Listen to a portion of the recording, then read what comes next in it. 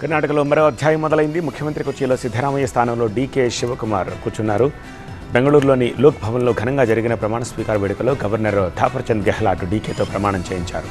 మరి కొత్త కేబినెట్లో ఎవరికి ఏ శాఖ దక్కే అవకాశం ఉంది? కర్ణాటక సీఎం పీఠంపై డీకే శివకుమార్ సగర్వంగా ఆసీనులయ్యారు. అధిష్టానం ఆశీస్సులతో, సహచరుల మద్దతుతో డీకే శివకుమార్ అతిరథ మహారథుల సమక్షంలో కర్ణాటక 34వ సీఎంగా ప్రమాణం చేశారు. డీకే శివకుమార్ భారత రాజ్యాంగ ప్రతిని చేతిలో పట్టుకుని గంగాధర్ అచ్చా పేరుతో ప్రమాణ స్వీకారం చేశారు. డీకే ಶಿವಕುಮಾರ್ ಎಂಬ ಹೆಸರಿನಾದ ನಾನು ಮತ್ತು ಕರ್ನಾಟಕ ರಾಜ್ಯದ ಮುಖ್ಯಮಂತ್ರಿಯಾಗಿ ನನ್ನ ಕರ್ತವ್ಯವನ್ನು ಶ್ರದ್ಧಾಪೂರ್ವಕವಾಗಿ ಮತ್ತು ಅಂತಃಕರಣಪೂರ್ವಕವಾಗಿ ನಿರ್ವಹಿಸುತ್ತೇನೆಂದು ఇక ఉప ముఖ్యమంత్రిగా బాధ్యతలు చేపట్టనున్న జి పరమేశ్వర డాక్టర్ బిఆర్ అంబేద్కర్ పేరుతో ప్రమాణం చేశారు. ప్రమాణ స్వీకారానికి ముందు అభిమానులకు, ప్రజలకు స్టేజ్ పై నుంచే సాష్టాంగ నమస్కారం చేశారు. అలాగే స్టేజ్ పై ఉన్న సహచర నేతలు, ఢిల్లీ అగ్రనేతలు, కాంగ్రెస్ ముఖ్యమంత్రులను ఒక్కొక్కరిని కలుస్తూ పూల బొకే ఇస్తూ అందరికీ అభివాదం చేశారు డీకే.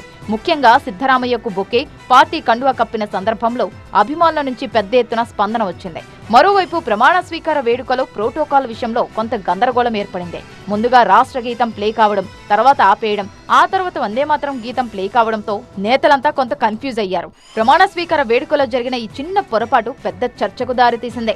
ఇక డీకే టీంలో మొత్తం 13 మందికి బర్త్ కన్ఫర్మ్ అయింది. ప్రమాణం చేసిన వారిలో సిద్ధరామయ్య కుమారుడు యతీంద్ర, ఖర్గే కుమారుడు Priyank, UT Khader, MB Patil, KJ George, KH Muniyappa, Satish Jarkiholi, K Ramalinga Reddy, Krishna Byre Gowda, Eshwar Khandre, Byrathi Suresh, Sharana Prakash Patil ప్రమాణ స్వీకారం చేశారు. రాజ్యసభ ఎలక్షన్స్ తర్వాత మరోసారి కేబినెట్ విస్తరణ ఉండే అవకాశం ఉంది.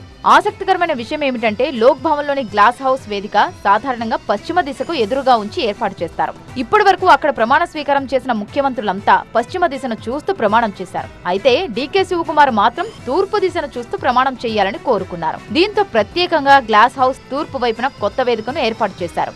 జ్యోతిష్యంపై విశ్వాసం ఉన్న డీకే శివకుమార్ తన జ్యోతిష్యుడి సూచన మేరకు ఈ నిర్ణయం తీసుకున్నట్లు సమాచారం.